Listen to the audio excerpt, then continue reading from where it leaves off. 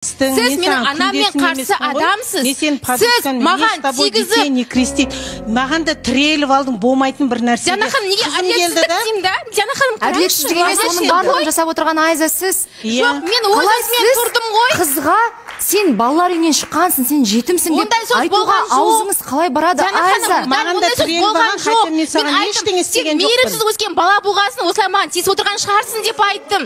Оған дейін апарған сөздер де бар ғой, сен пәк емес, Ұлболсын ханым өзі айтты. Я пәк қыз қалай деп тапқан қызы осы ма деген маған тиісіп отырды ғой. Осы жерден доғара салайық, мәселені жабайықшы, ары қарай оған уақытымды да күшімді де жұмсағым келмейді. Сіздерде барлығы жалғасады ғой, иә? Бізде барлығы жалғасады.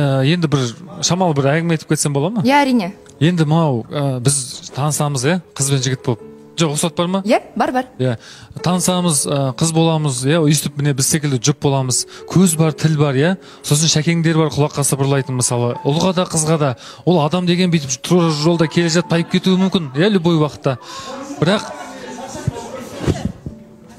Бірақ өмірде былай ғой енді, мынау өзімнен кейінгі или өзімнен алдыңғы жұптарға, болмаса енді танысып атқан, енді қосылып атқан қызық келіншектерге, жігіттерге айтайын деймін да, өтініш бір-бірлерімен көп сөйлесіңіздерші.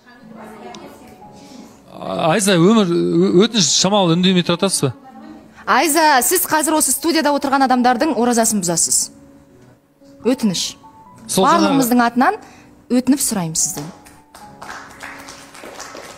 Диана ханым, жаңағы ұрыс болмау үшін, жанжал болмау үшін, екі жан бір-бірін жақсы түсіну үшін өтініш, мынау қу дүниеге қатты көңіл бөлмеңіздер, бірге мәлімеге келіңіздерші.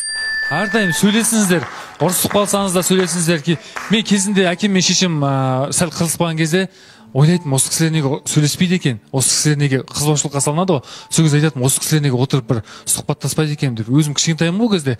Қазір мен сол кездегі нені допускать еткім келмейді де өмірімде ше. Әрдайым мен қылықтымды стол переговорға шақырамын да. Базар жоқ, мен кей кезде еркектік эмоциямен қызбаушылыққа салынатыным бар, рас, ол орынсыз.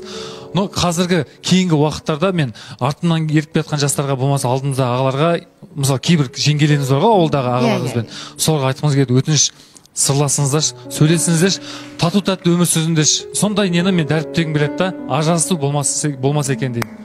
Керемет.